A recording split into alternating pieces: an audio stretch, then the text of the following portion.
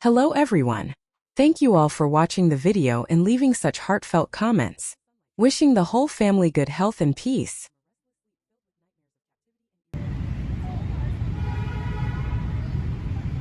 Diep greets everyone. Hello everyone. I hope you enjoy watching the video. Today, Diep is going into the forest to harvest bamboo shoots to sell. It's the beginning of the season, so the bamboo shoots are just starting to grow, fresh and perfect for picking.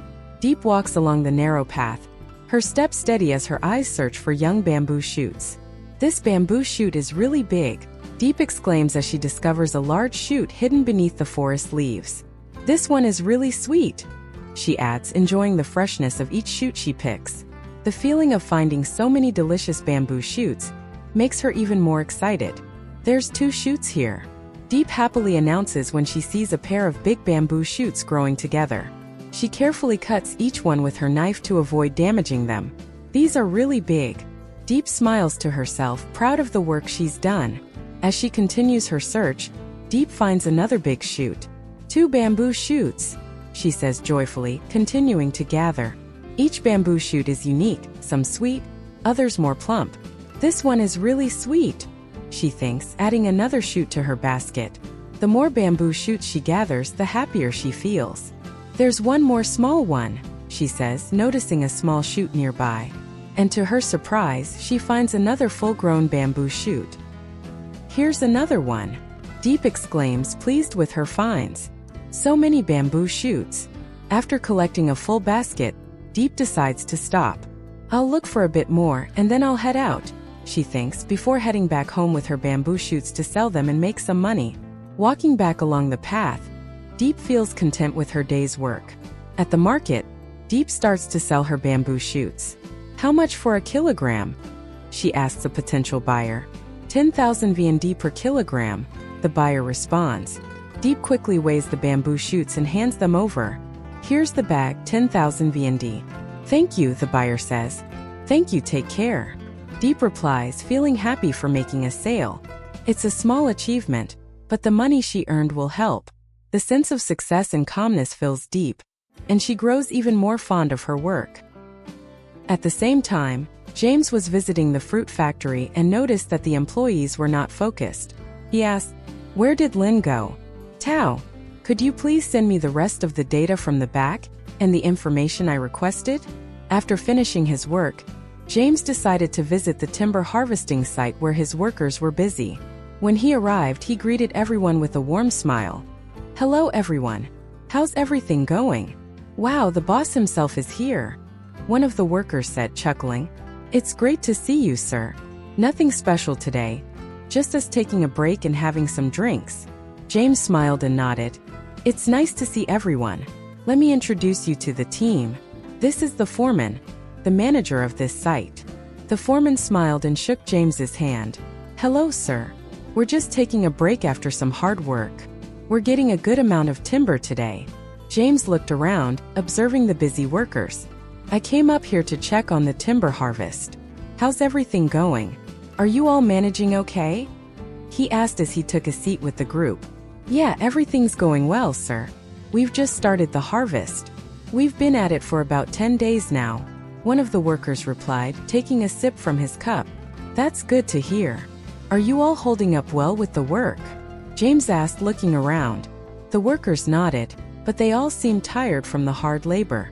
"How long do you think it will take to finish harvesting this area?" James asked, his curiosity piqued. "Probably about a month, sir," the foreman responded. "It's a tough job, but we're pushing through. The land is hard to work with, and getting the timber down to the processing site isn't easy either." James nodded sympathetically.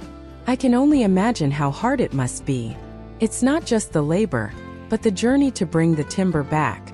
It must be very exhausting for everyone." The foreman smiled wryly. "Yes, sir. The roads up here are terrible. It's very steep, and getting the timber down takes a lot of time and effort." James glanced around, observing the amount of timber that had already been harvested. "How much do you think we have here?" "It looks like a lot," he asked. "We're estimating about 200 to 300 tons, sir," the foreman replied, looking at the timber piles. "It's a lot, but we're getting through it slowly." James walked over to the pile of wood, examining the freshly cut logs. "These look really good," he said. "The quality is great. We can make a lot of paper from this." The workers continued to take a break as James walked around, inspecting the site. He could see the fatigue on their faces, but they were still dedicated to the job. He understood the challenges they were facing, especially with the rough terrain. "I can really see the difficulty now that I'm here in person," James said, reflecting on what he had witnessed. "I never realized how much work goes into harvesting the timber and turning it into paper. It's not easy." The foreman nodded in agreement. "It's not, sir. The road is rough, and the conditions aren't ideal. But we do our best. We want to make sure everything is done right." James walked back to the group looking thoughtful.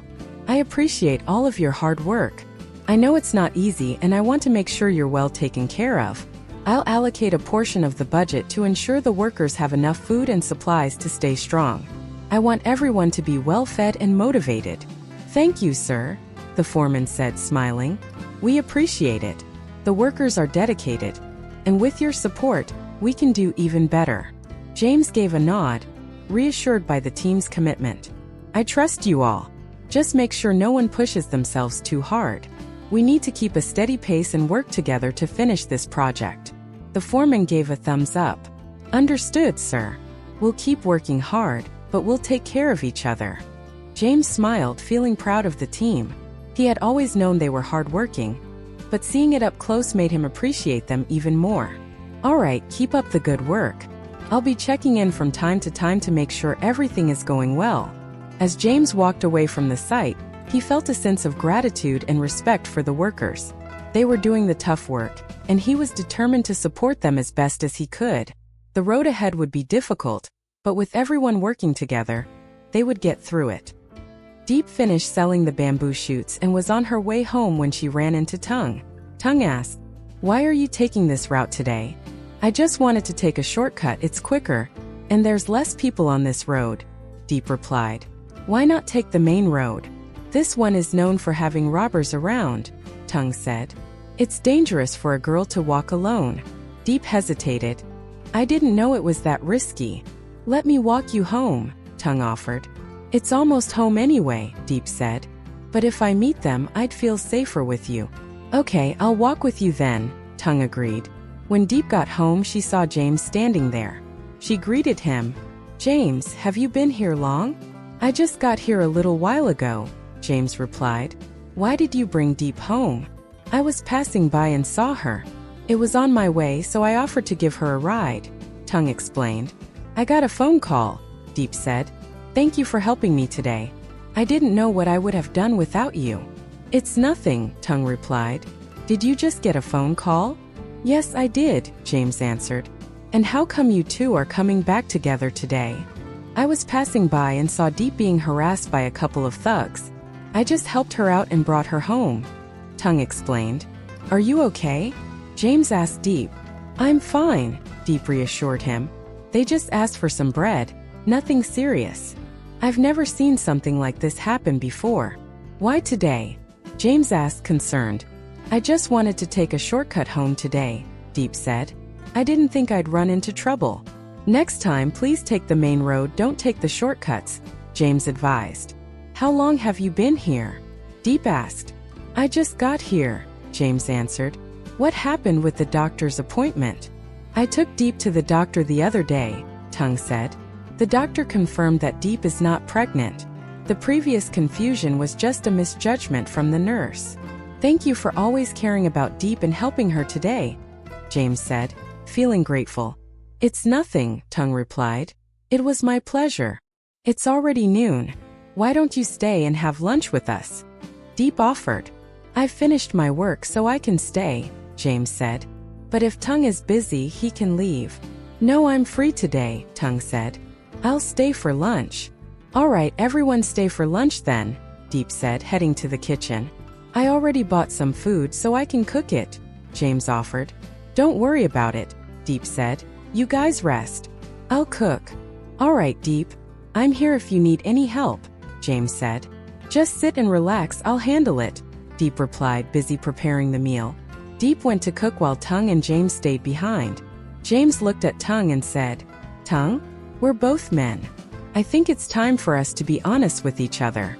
Tung raised an eyebrow, a bit confused. What do you mean? James took a deep breath.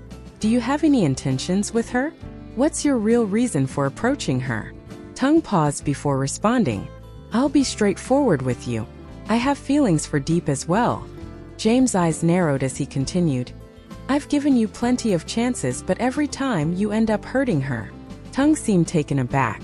I never intended to hurt her. James shook his head. I don't care whether you meant it or not. The fact is, she's been hurt repeatedly. Tung shifted uncomfortably but met James' gaze. I admit I've developed feelings for Diep, but I never wanted to cause her pain. James stared at him, the tension thick in the air. But you have. And I can't stand by while she keeps suffering. They both fell silent for a moment, the weight of their words hanging between them. Finally, James spoke again, his voice softer now. So let's talk openly now as two men. Tung nodded, acknowledging the need for the conversation. All right, if that's how it is, James continued, then I'll help out today. He shifted the conversation, trying to refocus on the work at hand. Did you water the plants this morning? James asked, changing the subject. Tung replied, Not yet, but I can do it. No, let me do it for you, James said.